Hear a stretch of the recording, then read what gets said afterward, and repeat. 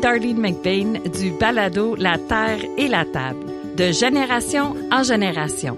Une série de FAC qui porte sur les étapes les plus importantes durant le processus de transfert d'une entreprise familiale.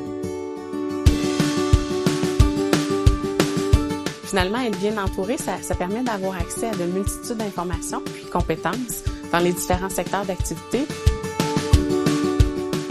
Entamer un transfert d'entreprise ressemble un peu à l'ascension d'un sommet. Au pied de la montagne, il est facile de se sentir intimidé par l'ampleur du défi.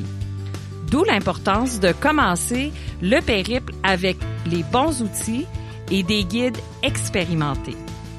Pour nous aider à partir du bon pied, nous avons joint 2 professionnels en stratégie de transfert agricole, Audrey Morin et Julie Fitzbé.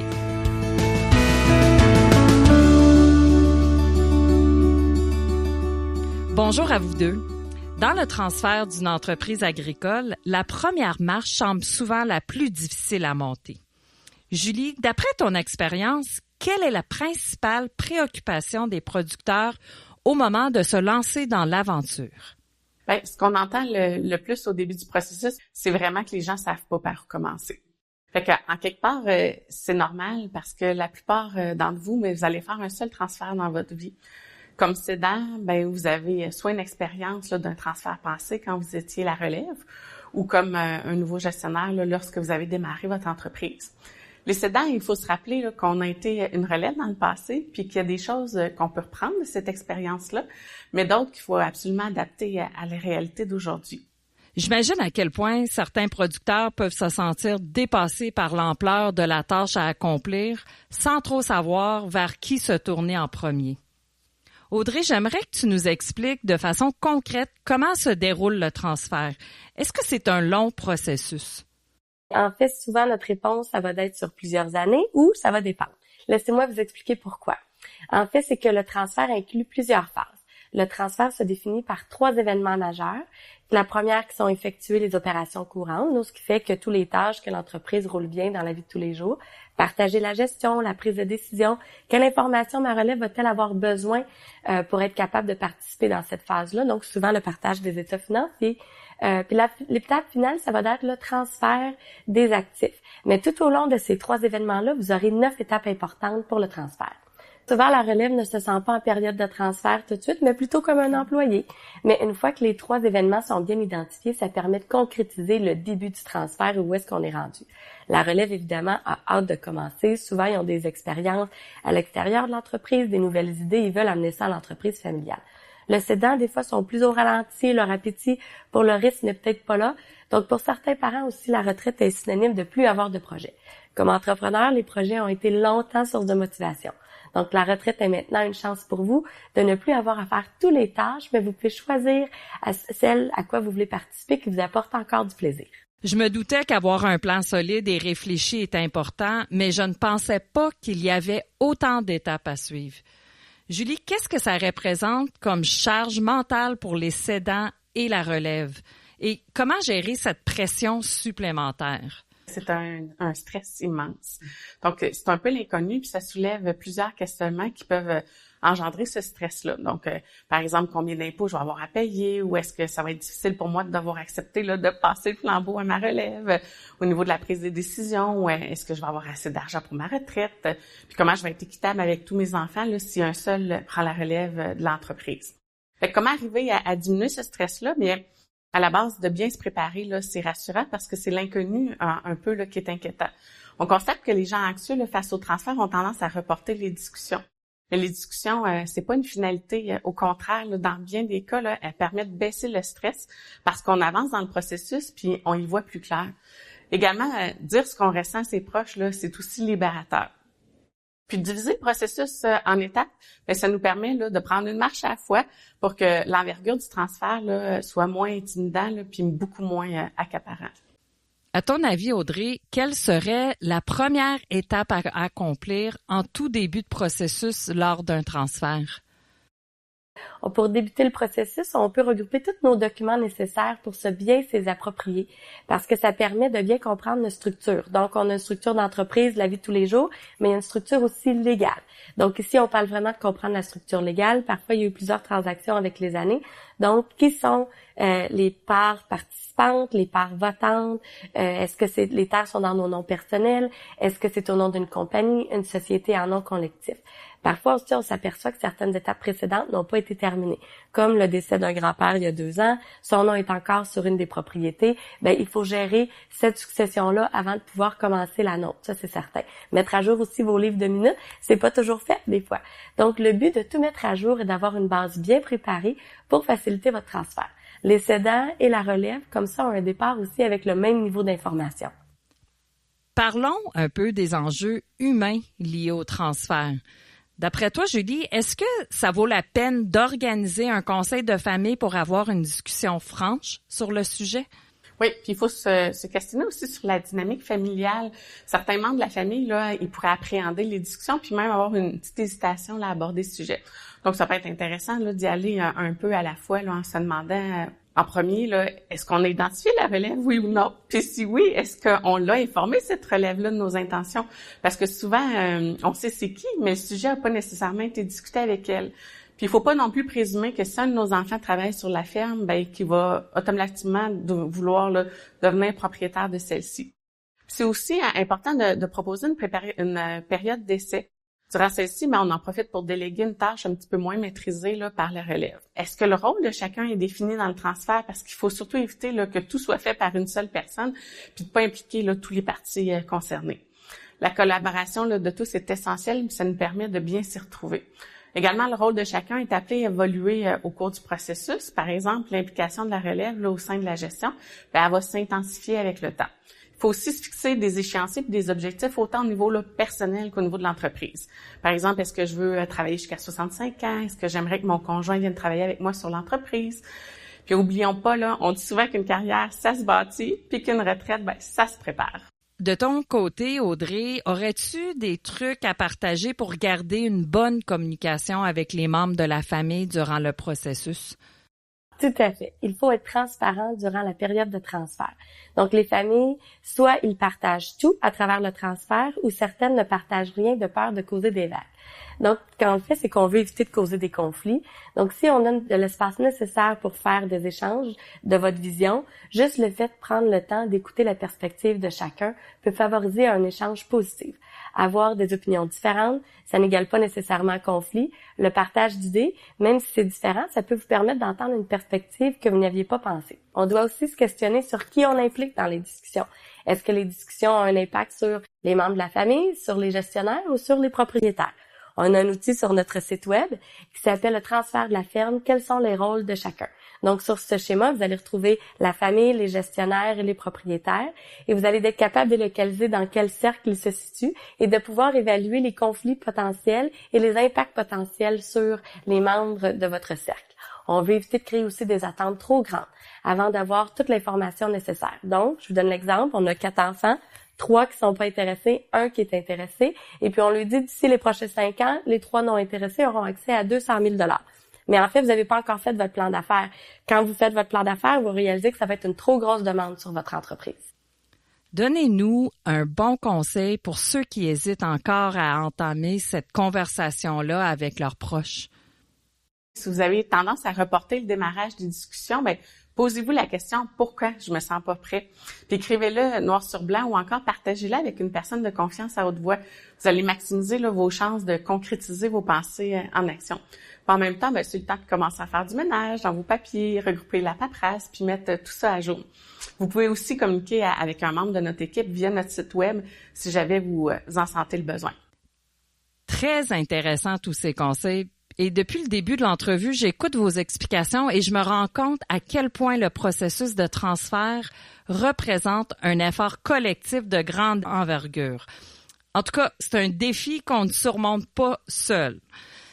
Ce qui m'amène à te poser la question suivante, Julie. Comment s'entourer des bons experts pour passer à travers toutes ces étapes? Peux-tu nous expliquer le rôle de chacun d'eux et en quoi ils peuvent accompagner les entreprises durant le transfert? Plusieurs personnes seront sans doute mises à contribution pour vous aider à concrétiser le transfert. Le fait de bien s'entourer permet entre autres de prendre des décisions éclairées. Ça permet aussi d'éviter les mauvaises surprises, les déceptions ou les frustrations. Ça nous apporte là une vision puis un plan de match qui est bien établi. C'est aussi sécurisant pour les parties impliquées, que ce soit l'excédent ou la relève. Finalement, être bien entouré, ça permet d'avoir accès à de multitudes d'informations puis compétences dans les différents secteurs d'activité, puis d'avoir vraiment les informations à jour, comme les lois, les nouveautés, puis tout ça. Donc, voyons quelques professionnels qui peuvent être un atout dans votre processus de succession, puis des exemples fictifs là, pour vous aider à mieux comprendre leur contribution. Commençons par votre directeur des relations d'affaires, votre DRA, qui va vraiment pouvoir vous aider à comprendre les principaux enjeux financiers de votre entreprise. Le fait de discuter avec lui, ça vous permet de voir quelle est votre capacité d'emprunt, entre autres. Est-ce qu'on est en mesure de faire du nouveau financement ou il va regarder aussi avec vous votre capacité de remboursement puis vos garanties disponibles. Il y a d'autres critères aussi qui vont être évalués, mais ici, je vous nomme vraiment juste les deux principaux. Voyons l'exemple d'une ferme là, qui arrive à dégager suffisamment pour respecter ses engagements financiers, mais qui à chaque année là n'a pas beaucoup de marge de manœuvre. Dans ce cas-là, l'ajout d'un nouveau paiement pour payer les parents, mais ça devient difficile à considérer là sans aucun changement. Fait que votre directeur des relations d'affaires, il va pouvoir vous guider puis vous aider quant aux options financières envisageables ou non, comme un réamortissement de la dette ou est-ce qu'on peut investir pour aller chercher du revenu supplémentaire? Donc, il peut également cibler avec vous là, les principaux enjeux financiers. Fait que, par exemple, est-ce qu'il y a un prêt qui se termine à court terme ou il n'y en a pas? Est-ce qu'il serait possible de revoir la structure de financement là, afin de libérer un petit peu de paiement au cours des prochaines années? Donc, ce sont des exemples là, de points qui peuvent être discutés avec votre directeur des relations d'affaires. Également, il y a deux professionnels là, qui sont vraiment très importants dans votre plan de transfert. C'est votre comptable et votre fiscaliste. On n'a pas toujours un fiscaliste, mais c'est souvent nécessaire là, lors de l'élaboration de la succession. On pense souvent à eux pour le calcul de l'impôt à payer, mais en toute transparence, là, leur contribution elle va vraiment au-delà de ça. Ils sont là pour chiffrer les impacts fiscaux des options qu'on va envisager, oui, mais ils regardent plus que ça. Je vous donne un exemple là, pour une relève qui a des jeunes enfants. Bien, le fait de devenir propriétaire, mais ça peut avoir des impacts sur les allocations familiales qui vont se revoir. Donc, vaut mieux savoir dès le départ pour éviter les mauvaises surprises. Un autre exemple, mais cette fois-ci du côté des cédants, lors de la vente, il peut y avoir une coupure sur les sommes que les parents vont recevoir du gouvernement pour l'année suivante. Donc, ça peut affecter leur coût de vie. C'est donc important de prendre les décisions en toute connaissance de cause. Ici, ils vont vraiment vous proposer un plan de match adapté à votre réalité là, en vous expliquant les options de lien de propriété possibles et leur impact.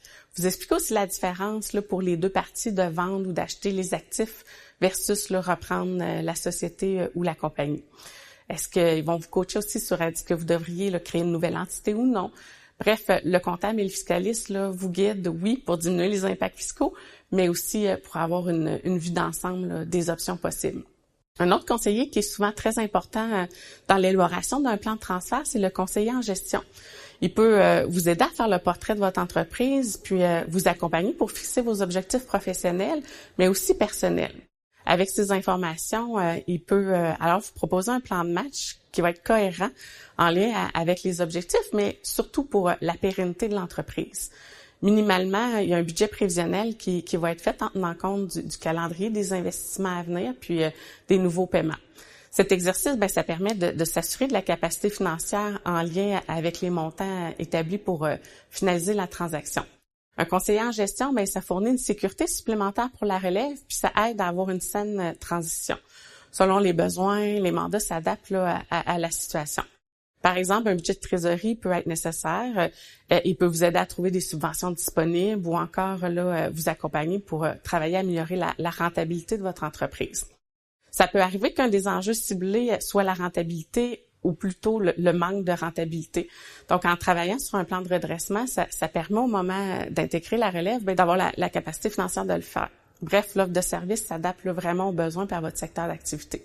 Également, on en parle un peu moins, mais il y a des conseillers en relations humaines qui peuvent vous aider. Dans certains dossiers, je dois vous avouer que leur rôle est primordial puis ils font une super belle différence. Normalement, les cédants et la relève, c'est 2 générations différentes. Donc, on a des objectifs puis des visions là, qui sont propres à chacun, puis sont pas nécessairement au même moment dans leur vie. Donc, ça peut rendre les échanges difficiles. Un conseiller en relations humaines, ça peut vous aider à favoriser les échanges respectueux, puis qu'ils soient constructifs, puis vous aider à mieux communiquer entre vous là, pour faire avancer les discussions. Il peut contribuer aussi à établir le rôle puis les responsabilités de chacun. Si par exemple, il y a des conflits au niveau des prises de décision, si c'est plus difficile de passer le flambeau à la relève, le conseiller peut vous accompagner là, dans ce processus-là. Un autre conseiller important, c'est votre notaire. Souvent, il arrive un peu plus vers la fin de la transaction quand on est prêt à signer les contrats. Il va s'assurer là, que ce que vous allez signer, ça va vraiment correspondre à vos attentes puis que ça reflète bien là, les accords qui ont été pris. Il s'assure aussi là, de mettre à jour l'ensemble de votre documentation. C'est vraiment important lors du transfert là, de tout actualiser comme votre testament pour que ça reflète vraiment vos intentions. Il peut aussi être mis à contribution pour rédiger des clauses particulières lors du transfert, comme par exemple là, une clause de fidélité pour protéger les cédants. Il y a plusieurs clauses de fidélité possibles. Ça permet entre autres là, de protéger les parents là, lorsqu'ils font une partie de la valeur de leur entreprise en don à leur élève. Fait que si, par exemple, l'entreprise vaut 1 million de dollars, mais que les enfants rachètent à 800 000 dollars, la clause de fidélité va venir sécuriser le don de 200 000 que les parents font aux enfants. Les notaires vont aussi être mis à contribution là, dans des cas particuliers. Donc, si par exemple, vous avez une demande qui est nécessaire à la CPTAQ, à la Commission de protection du territoire agricole du Québec, le notaire peut vous accompagner dans cette démarche. Finalement, le dernier professionnel que je voulais vous parler, c'est un évaluateur agréé. Dans certains cas, l'interprétation de la valeur marchande entre les cédants et la relève est différente. Donc, ça peut devenir intéressant d'aller chercher une personne neutre pour vraiment établir la valeur marchande de l'entreprise. Ça peut éviter des frictions, puis le fait d'avoir une évaluation impartiale, là, c'est un bel atout. Lors d'un transfert, on propose souvent de faire une rencontre multidisciplinaire, c'est-à-dire de regrouper tous les professionnels impliqués autour de la même table.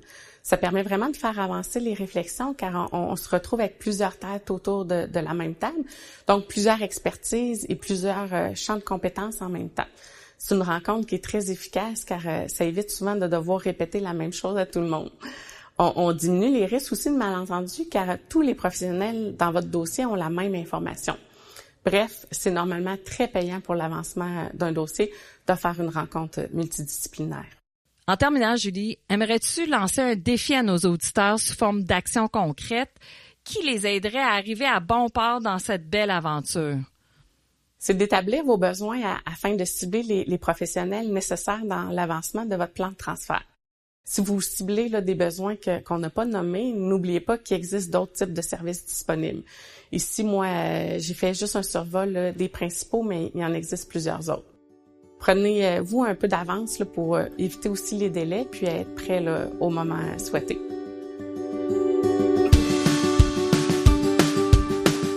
Comme vous avez pu le constater dans cet épisode, la première étape d'un processus de transfert est la plus importante. Et le meilleur moment pour commencer à s'y préparer, c'est dès maintenant. Miser sur la transparence et la communication est de l'avis de nos 2 stratèges en transfert agricole une approche gagnante pour mener une succession où toute la famille ressort gagnante. Enfin, vous entourer d'une équipe solide composée de partenaires clés vous permettra de traverser cet important processus l'esprit tranquille. Pour tout voir et tout savoir, visitez fac.ca/savoir. Recherchez-vous d'anciens épisodes ou de ressources mentionnées aujourd'hui? Dirigez-vous vers fac.ca/savoir/transfert où vous retrouverez plein d'informations disponibles gratuitement pour partir du bon pied.